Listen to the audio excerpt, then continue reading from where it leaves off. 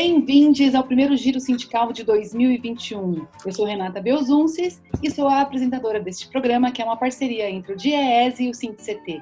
DIEESE é o Departamento Intersindical de Estatísticas e Estudos Socioeconômicos e SINDCT é o Sindicato Nacional dos Servidores Públicos Federais na área de Ciência e Tecnologia no setor aeroespacial. Feliz Ano Novo para nós, que a gente tem muita tarefa esse ano. E para ajudar a gente já a construir as tarefas, pensando nas nossas regionalidades, convido aqui o professor, ex-professor, pesquisador, trabalhou no DIEESE, conhece muito a região, conhece muito também a região pela ótica dos trabalhadores, o Wasda Oliveira, que aceitou o convite para expor aqui o resultado da sua tese de doutorado defendida em 2020. Wasda, obrigada por aceitar nosso convite, obrigada por partilhar o seu trabalho. Bom seria se todos os trabalhos pudessem ser partilhados assim, não? Opa! Bom, Renata, eu que agradeço o teu convite. Obviamente, para mim é uma honra poder estar aqui trocando uma ideia com você, com o Sindicato de Ciência e Tecnologia e com todos os ouvintes, né, do seu programa. Estou aberto aí às suas perguntas e considerações, tá joia? E um bom ano novo, né? Um bom início de ano novo para nós. Apesar dos pesares, né? Estamos me referindo à pandemia, mas a gente vencerá, sem dúvida. Com certeza, com certeza. Sobreviveremos, nem que for só de raiva, né? Mas vamos lá. Wasda, você defendeu uma tese no ano de 2020, cujo título é Arranjos Cooperativos Regionais, o Consórcio Intermunicipal do Grande ABC e o Consórcio de Desenvolvimento Integrado do Vale do Paraíba, CODIVAP, um estudo relacional. Foi defendido na Univap, acho que em fevereiro. Se eu estiver equivocada, você me corrige. Diz uma coisa. Eu defendi em fevereiro de 2020. Diz uma coisa, conta pra gente qual foi a sua motivação para eleger esse tema de estudo para o doutorado, que é quase um casamento temporário, né, que a gente tem na vida, né? Uma tese é uma vivência toda particular na vida de uma pessoa. Por que você escolheu esse tema, Wasda? Olha, na realidade, eu acho que eu até deixo isso claro, dou umas pinceladas no início da tese, que tem a ver muito com a minha trajetória profissional, né? Não só por ter, eu vou chamar militância, por ter militado no DIEESE por cerca de quase 10 anos, né? 10 anos e pouco, mas por ter passado por uma série de experiências em governos, né? No setor público, né? Eu vim da área privada, basicamente, eu trabalhei na Embraer, eu sou de São Paulo, e grande parte dos que moram aqui em São José passaram pela Embraer. No meu caso, eu vim para trabalhar em Embraer em 89, né? E depois, no setor aeronáutico, ainda tive uma experiência na VASP, e logo depois ingressei no DIEESE. E o DIEESE é que me deu todo um escopo de formação, uma estruturação no mundo sindical, tanto em termos de negociação como em termos de análise, né? Mas logo após isso, aí eu fui trabalhar, fui convidado a trabalhar no governo da Marta Suplicy, que foi a minha, diria, primeira experiência de trabalho com política pública. Trabalhei com Márcio Postman, tá? Logo depois dessa experiência de política pública com o governo da Marta, eu fui chamado para trabalhar no governo do Lindbergh Farias, lá em Nova Iguaçu, lá na Baixada Fluminense, né? um secretário de trabalho. Você, bem breve, para te resumir mais ou menos essas passagens.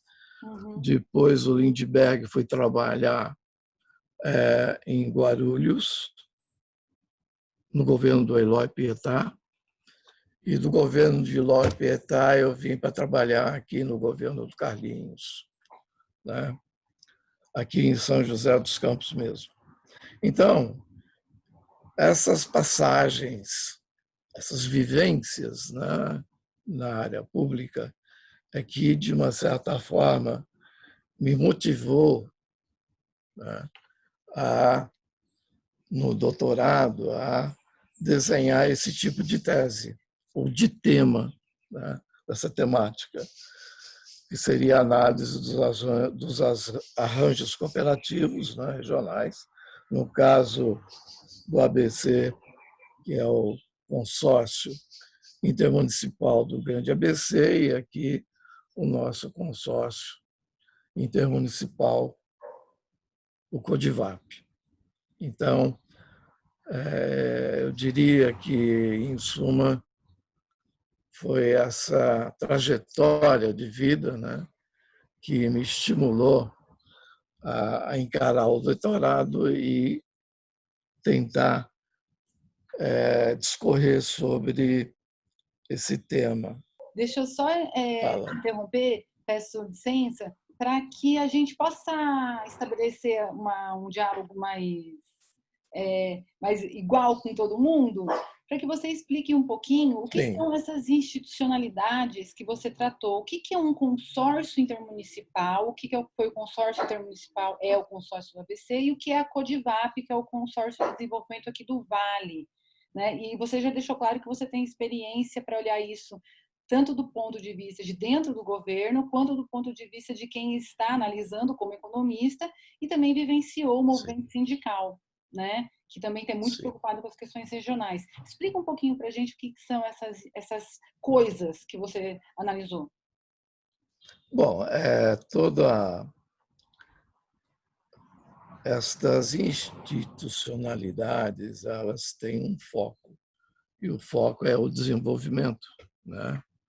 É o desenvolvimento econômico. Então, o que as diferencia, tanto o CODIVAP do GABC, é a forma como elas surgiram, né? E como elas foram organizadas, né? Basicamente, essa é a grande distinção. No caso do CODIVAP, ela, apesar de ser um arranjo, né, institucional intermunicipal da década de 70, ela foi criada em 1970, esse consórcio, ele é praticamente pioneiro, né, com esse propósito, com essa finalidade de pensar o desenvolvimento econômico regional, né? No caso do CODIVAP, o Vale do Paraíba, né? Que foi um consórcio que originalmente e até hoje ela envolve cerca de 40 e poucos municípios, né?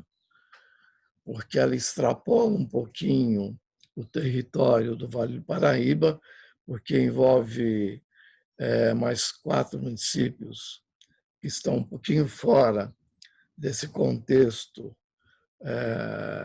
geográfico, que é Mogi das Cruzes, Igaratá, Nazaré Paulista, Santa Isabel, né? que estão fora, vamos dizer assim, do vale, né? E no caso, e essa foi uma institucionalidade que tem uma característica, né? Além de ser pioneira, ela, ela, ela foi criada de cima para baixo. Ela tem um perfil mais tecnocrático, vamos dizer assim, né? Ela teve muito estímulo de criação, no caso do próprio governo federal.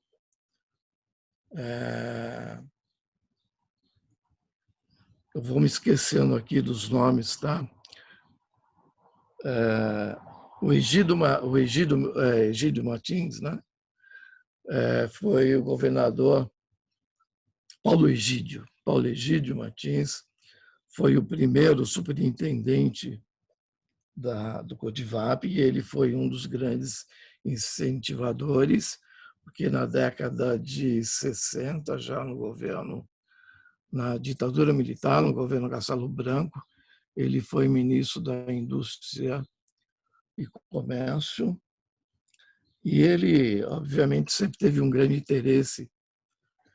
E, é claro, teve também uma articulação dos prefeitos, principais prefeitos aqui do Vale e também do Litoral Norte, né? Agora, o GABC, ele tem a sua criação, ele data de 1990, ou seja, já num outro período, num outro contexto, né? E ele tem uma formação que a gente chama uma formação horizontal, porque, na realidade, foi o conjunto de municípios, 7 municípios, lá da região do ABC, que se juntaram e formaram, né, essa associação, inicialmente de direito, uma associação pública, de direito público, né, mas com uma característica totalmente diferente. Ela não foi criada de cima para baixo. Ela teve uma iniciativa que partiu dos próprios municípios envolvidos, né, independente de partido e de posições ideológicas, né?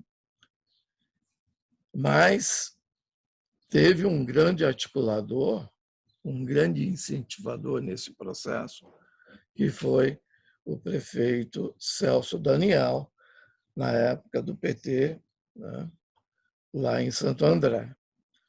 E ele teve um papel de destaque na formação desse consórcio intermunicipal. Além do que, essa é uma característica também marcante que diferencia em relação ao Codivap, o sindicalismo e os sindicatos de trabalhadores tiveram um papel extremamente importante nesse processo, né? É isso que, em rápidas pinceladas, diferencia um de outro, né? Um surgiu por iniciativa, né, marcadamente governamental, na época da ditadura, né? E o outro por uma iniciativa que envolvia a participação de todos os municípios, no caso, 7 municípios da região do ABC, por vontade própria e, obviamente, entendendo que, naquele momento, seria extremamente a união dos municípios para tentar superar um momento conjuntural da economia brasileira extremamente difícil, né? E só com o esforço e a junção dos interesses desses municípios, de forma articulada, é que eles poderiam estar implementando políticas comuns, né,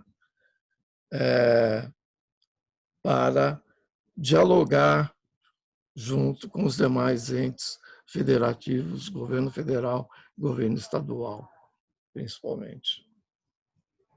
Mas, Seria isso. Legal. Eu acho que você já até acabou, me ocorreu aqui uma questão, mas você acabou entrando já nela, porque eu ia te perguntar o que o consórcio faz, né? E você, quando explica o ABC, você diz, olha, essa junção dos municípios, ela ocorreu por vontade dos mesmos, para que se fizessem frente, na Sim, década de 90, a processos que a gente vivenciou, e aí foi muito a reestruturação produtiva, a questão das sim, empresas estarem diminuindo muito de tamanho com uma troca de tecnologia muito rápida, e uma troca de tecnologia que ela foi bastante violenta, né, na sua intensidade. Então, você até acabou respondendo sobre o ABC. Agora, sobre a Codivap, você poderia citar para a gente alguma ação da Codivap ou alguma coisa que, a seu ver, poderia ser feito no âmbito da Codivap e nunca foi feito? Vou te perguntar isso antes da gente voltar para explorar um pouquinho mais a questão da atuação sindical nesses dois consórcios. O que a Codivap já fez aqui na nossa região? o Codivap, ele fez coisas muito importantes, principalmente estudos e pesquisas, né, sobre o Vale do Paraíba e o litoral norte. Então, a grande contribuição do consórcio, do Codivap, Hum, ele está mais voltado a essa área de estudos e pesquisas, né? Na tese eu cito uma série de, eu não vou lembrar aqui todos os produtos que resultaram de iniciativas que foram em grande parte estimuladas, tá, por entes ou pelo governo federal ou pelo próprio governo estadual, né? Isso é uma diferenciação marcante, Mas, Dai, queria agora certo? voltar um pouquinho para uma coisa que você já comentou com a gente, que foi da importância do movimento sindical na formação desses consórcios, e em particular do ABC. E quando você coloca a origem do Codivap, que foi na década de 70, portanto, ainda sob a ditadura militar no país, e que ela veio de cima para baixo, que ela veio, não foi formada por uma vontade, a gente tinha, né, os prefeitos eram prefeitos biônicos, a gente tinha toda uma situação muito diferente, um desenho Sim, institucional muito diferente do que o que a gente tem hoje, e que é o mesmo que a gente já tinha no 90, né? Mas me chama a atenção esse ponto do movimento sindical ter contribuído. Não me parece que essa é uma situação que fica completamente descartada de que isso possa acontecer ou de que isso possa influenciar também no Vale. Mas é evidente que no ABC você já nos trouxe essa informação, influenciou. Como é que você vê o movimento sindical em meio a essas possibilidades de arranjos regionais, né? Supondo aqui no Vale que a gente precise até construir outro que não seja o Codivap, por exemplo, né? Porque talvez a gente precise fazer grandes mudanças, e talvez o Codivap também seja muito grande, com 44 municípios, né? Um compartilhamento talvez a gente não tenha realmente um compartilhamento de estruturas, um compartilhamento de pertencimento com nesses 44 municípios. Então, fala um pouquinho para a gente de como você vê o papel no movimento sindical e como aqui no Vale você destacaria esse mesmo item. No ABC tá fácil, agora eu quero ver aqui no Vale. pois é, existem, no estudo eu faço essas observações, que obviamente o movimento sindical do ABC não é o mesmo, né, daqui. Não que ambos tiveram uma hegemonia de uma central, que é a CUT, Central Única dos Trabalhadores, que obviamente tinha uma forma de agir, de pensar, né? No caso da ABC, no início, ela está, obviamente, muito ligado ao movimento de contestação e de luta contra a ditadura. Tanto é que ela surge, a própria CUT, a CONCLAT, que é a primeira iniciativa de junção, né? Ela está no bojo da luta da oposição sindical contra os sindicatos pelegos, que no caso de São José, pelas características que tivemos até a década de 80, de sermos área de segurança nacional, e no passado, na fase senatorial, temos também as duas fases prefeitos indicados e não eleitos pela população. Então, características que marcam, vamos dizer, a cultura política, a estrutura política de ambos territórios, né? Daí, o papel do sindicato no CODIVAB ter sido um papel tolhido em função dessas características. Aqui havia também uma política de enfrentamento, uma concepção na época da CUT, naquela época ainda classista, de enfrentamento, de luta pela democracia, contra a ditadura e tal, papá. Mas você tem uma característica que é diferente, no caso do grande ABC, que acaba pesando. Um dos fatores é esse de você ter prefeitos nomeados. Você não tinha essa prática da política recorrente, né, de tempos em tempos. Só mais tardiamente, a partir da década de 80, que você começa a ter esse tipo de processo. Além disso, você tem uma característica de que o patronato, aqui no Vale do Paraíba, exerceu de uma forma mais drástica qualquer possibilidade de negociação. Não há pauta de negociação em que você abra para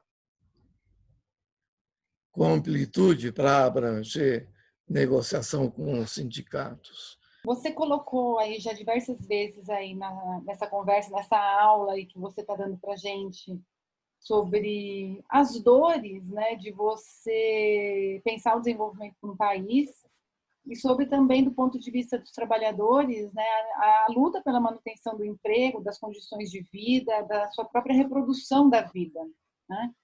Você toca na tese no tema da desindustrialização, que é um tema que tem a ver com o fechamento das empresas, com a diminuição tanto do número de trabalhadores na indústria, quanto na diminuição da riqueza gerada na indústria. Esse já é um desafio que estava lá nos anos 90, vem desde os anos 90, e nos últimos anos ele se aprofunda.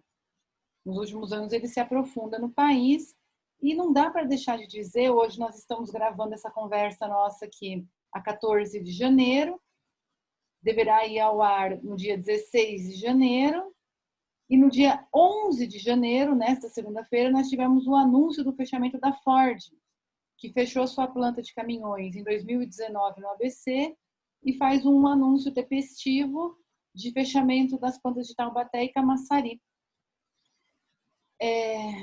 Aí uma pergunta para a gente pensar aqui mais na questão do Vale, na questão desses arranjos que você trabalhou na sua tese, e nessa perspectiva sindical. Mas será que ter um arranjo institucional com mais abertura para os sindicatos, que pudessem conversar intramunicípio, poderia ajudar no enfrentamento de situações como essas? Ou você acha que não é determinante e tem outros caminhos que a gente deva perseguir para manter os empregos, ou então transformar esses empregos imediatamente em novos postos de trabalho, mas não deixar que essa modificação da nossa geografia econômica ela tenha um impacto muito negativo para a desigualdade, para a diminuição da renda e para a piora das condições de vida? Não sei, eu falei um pouquinho, não sei se deu para entender a pergunta, né? Mas acho que que a gente vai. Renata, eu sou um pouco, não, eu sou pessimista em relação a essa questão do desenvolvimento, e esse é um problema que foge, que ela ultrapassa a questão local, regional, porque a questão do desenvolvimento, da forma como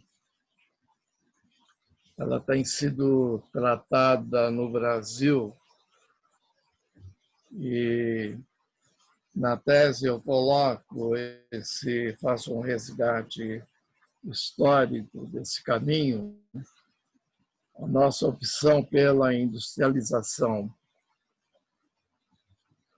basicamente a partir de 30, tem uma característica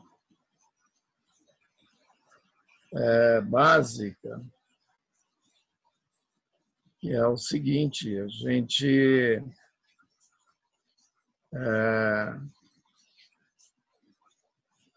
gente parte para a industrialização sem um projeto de nação.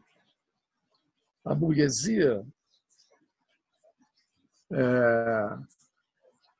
industrial brasileira carece de um projeto de nação até hoje. Nunca se preocupou. A partir da década de 90, foi uma opção que a burguesia brasileira fez pelo neoliberalismo.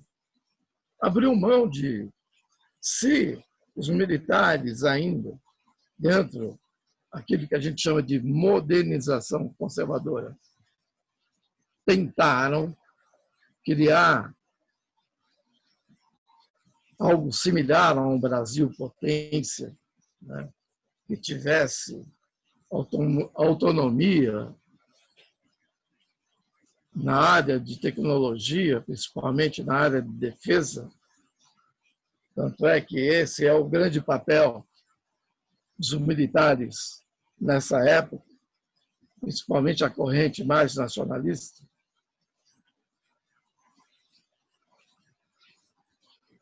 Cujo legado, cujo resultado foi esse parque industrial que temos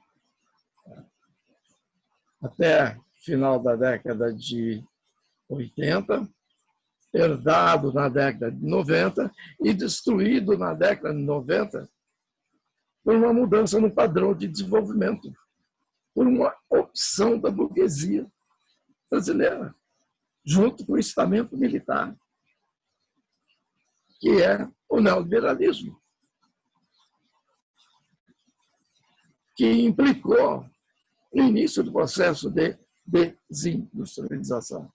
Porque você abriu mão de um projeto de desenvolvimento autônomo, de você ser uma potência relativamente desenvolvida, que pudesse competir geoestrategicamente no cenário mundial. Esse processo foi interrompido por aquilo que a gente chama de neodesenvolvimentismo, no breve período do governo Lula, Dilma, 2 governos Lula, e aquilo que seria 2 governos da gestão Dilma, interrompido por um golpe de Estado, em 2016, e que joga novamente o país nos braços de uma teoria absolutamente inconsequente, que é o neoliberalismo. Você volta a aprofundar de uma forma extremamente radical o processo de desindustrialização. Vamos ficar com essas suas reflexões mesmo ao fim, porque por mais Tá. a gente tem retomado muito uma frase do Gramsci, que é o pessimismo da razão e o otimismo da vontade. Onde a gente olha a realidade da maneira mais fria possível e ela não é bonita, ela não é agradável, aquilo que se coloca. Mas isso não significa que a nossa vontade ela tem que ser sucumbida. Então, gostei, acho que você coloca coisas importantes. Não dá para pensar o desenvolvimento regional sem você ter esse pano de fundo todo, sem você ter essa leitura e sem você ter a coisa colocada dentro de um macro geral, de um marco geral. Então, isso é importante, isso é importante. Também quero, já começando aqui as despedidas, dizer que para quem Legal. quiser conhecer mais o trabalho do Vasdar, toda essa discussão que ele trouxe aqui para a gente e outras que também estão na tese, basta procurar a tese no site da universidade, da Univap, pelo nome dele, que é o nome que está aqui embaixo, Vasdat Oliveira, no banco de teses da universidade. Quem tiver alguma dificuldade, eu também me coloco à disposição através do e-mail que deve aparecer aí, renata@diese.org.br, para enviar o link da tese ou mandar até mesmo o PDF para quem o Vasda não me contratou de secretária para fazer isso para ele, né? Mas como é um tema que a gente tem muito interesse também em estar pensando aqui no Vale, o DIEESE, do qual o Vasda fez parte, do qual eu faço parte, e todo o sindicalismo, hora ou outra, se depara com esse tema, então nós temos também um papel de contribuir para a criação desse caldo de cultura e esse caldo de crítica nesse tema, né? Então, Vasda, obrigada pela aula, né? Você mais que falou sobre sua tese, você falou sobre muito mais, e ainda que tem algumas coisinhas que quem tiver interesse tem que ir lá para ver, documentadinho, bonitinho. Não substitui, mas acho que já deixou um bom gostinho de quero mais para as pessoas procurarem esse trabalho. Obrigada por ter aceito o nosso convite, obrigada pelo seu tempo. Você é sempre bem-vindo aqui no Giro Sindical, no Diese, sua casa também. No SINDCT você tem grandes amigos, grandes amigos no INPE, amigos na base de representação do sindicato. Então, a gente está em casa construindo aí a crítica. Obrigada. Eu que te agradeço, Renata, pela essa oportunidade. Espero ter contribuído com algum tipo de reflexão que seja útil. Tá bom? Com certeza. Eu sou Renata Belzunces e apresentei mais um Giro Sindical para vocês. Obrigada e até a próxima.